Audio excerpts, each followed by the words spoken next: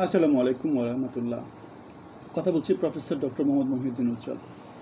বাংলাদেশ ছাত্রলীগকে নিষিদ্ধ করা হয়েছে, বাংলাদেশ আওয়ামী লীগের একটা অঙ্গ সংগঠন, এবং আসিফ মাহমুদ সজীব ভুঁইয়া গতকালকে ফেসবুক স্ট্যাটাসের মাধ্যমে জানিয়েছেন যে যুবলীগকে নিষিদ্ধ করা হবে এবং স্বেচ্ছাসেবক লীগকে নিষিদ্ধ করা হবে। সুতরাং আমরা দেখতে পাচ্ছি সরকার যেটা করছে সেটা হচ্ছে ছোট ছোট যে অঙ্গ সংগঠনগুলো আছে সেগুলোকে নিষিদ্ধ করে আওয়ামী লীগের শক্তি কমিয়ে দেওয়ার চেষ্টা করছে। এবং আওয়ামী লীগের শক্তি যদি কমিয়ে দেওয়া হয়, আওয়ামী লীগের নেতৃত্ব যদি মোটামুটি দল ছাড়া হয়ে যায়, তাহলে যেটা আসবে সেটা হচ্ছে আওয়ামী লীগ দুর্বল হয়ে যাবে। সুতরাং আওয়ামী লীগকে দুর্বল করে আওয়ামী লীগকে ভেঙে দেওয়ার নানা রকমের চেষ্টা করা হচ্ছে, এবং এক সময় হয়তো বা আওয়ামী লীগ বিকল্প কোনো নাম নিয়ে নতুন কোনো দল হিসেবে আত্মপ্রকাশ করতে পারে। যেমন এই যে ছাত্র লীগ যাদেরকে নিষিদ্ধ করে দেওয়া হয়েছে, অথবা যুবলীগ যাদেরকে করে দেওয়া হবে, অথবা স্বেচ্ছাসেবক লীগ যাদেরকে নিষিদ্ধ করে দেওয়া হওয়ার কথা বলা হচ্ছে। সুতরাং এই যে বড় তিনটে অঙ্গ সংগঠনকে নিষিদ্ধ করে দেওয়া হচ্ছে, এটা নেতা কর্মীরা কী করবে? নেতা কর্মীরা নতুন দল তৈরি করবে, নতুন একটা ব্যানার তৈরি করবে। সুতরাং সরকার যেটা করছে, তাদের যে আওয়ামী লীগের যে নামটা ছিল সেই নামটা থেকে ছোট ছোট দলগুলোকে বাদ দিয়ে যেটা করছে, তারা আওয়ামী লীগকে ছোটো করে দেওয়ার চেষ্টা করছে, আওয়ামী লীগকে কন্ট্রোলে আনার চেষ্টা করছে, এবং আওয়ামী লীগের নামটাকে নিশ্চিহ্ন করে দেওয়ার চেষ্টা করছে।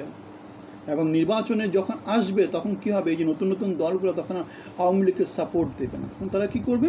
তাদের যে নতুন নতুন ব্যানার তৈরি হবে সেই ব্যানারকে সাপোর্ট দিতে পারবে। আমরা দেখেছি বিএনপি আওয়ামী লীগের নেতাদেরকে ক্যাপচার করার চেষ্টা করছে, আমরা দেখেছি এনসিপি আওয়ামী লীগের নেতাদেরকে ক্যাপচার করার চেষ্টা করছে। সুতরাং আমরা বলেছিলাম, অনেকগুলো ভিডিওতে বলেছিলাম, সব কিছুর উদ্দেশ্য হচ্ছে রাজনীতিতে কি শক্তি সঞ্চয় করার চেষ্টা করা হচ্ছে। এবং আমরা বলেছিলাম যে ক্ষমতায় টিকে থাকতে হলে আওয়ামী লীগের মতো যে সুসংগঠিত সংগঠন যেটা ছিল, সেই সংগঠনটা রাজনৈতিক দলগুলোকে তৈরি করতে হবে, সেটা এনসিপি হোক, সেটা বিএনপি হোক। যদি তারা করতে না পারে তাহলে কী হবে? বিএনপি যেমন ধুকে ধুকে মরেছিল, আওয়ামী লীগও ধুকে ধুকে মরবে, কিন্তু ফিরে আসবে। এখন সাংগঠনিকভাবে শক্তিশালী হলে তারা তাদের ক্ষমতার পাঁচটাকে লম্বা করতে পারে। আওয়ামী লীগ যেমন 17 বছর করেছিল।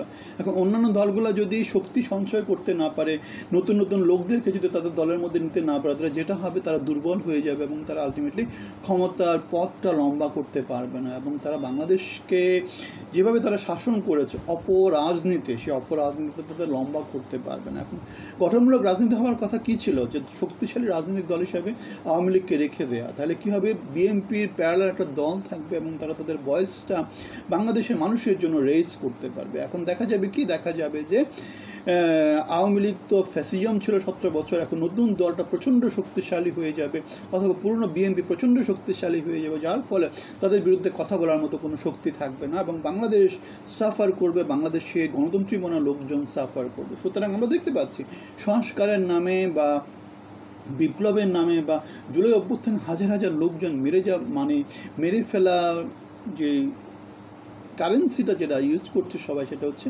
নতুন ফ্যাসিজম তৈরি করার একটা কারেন্সি হিসেবে তারা সেটাকে ইউজ করছে। আমরা একটা ব্যানারের কথা বলি, যে ব্যানারের নাম মানবিক বাংলাদেশ, জনগণের বাংলাদেশ। আপনারা আমাদের সাথে অংশী হতে পারেন। আমরা আপনাদের জন্য কথা বলি, আমরা বাংলাদেশের জন্য কথা বলি, আমরা কোনো রাজনৈতিক দলের হয়ে কথা বলি না। আমরা যেটাকে বলে আর কি নিরপেক্ষ দৃষ্টিভঙ্গি থেকে যে কোনো ঘটনাকে পর্যালোচনা করার চেষ্টা করি। আমাদের সাথে কোথাও যদি দ্বিমত পোষণ করেন সেটা মন্তব্য জানাবেন, আর আমাদের সাথে ঐক্যমত্য হলে সেটাকে প্রচার করার চেষ্টা করবেন। কেননা আমরা যা বলি সেটা বাংলাদেশের জন্য বলে, আমার জন্য বলে, আপনার জন্য বলে, আমাদের জন্য বলে। সুতরাং আমাদের সাথে আপনারা অংশী হতেই পারেন। সবার জন্য অনেক অনেক শুভকামনা থাকলো। আল্লাহ হাফেজ।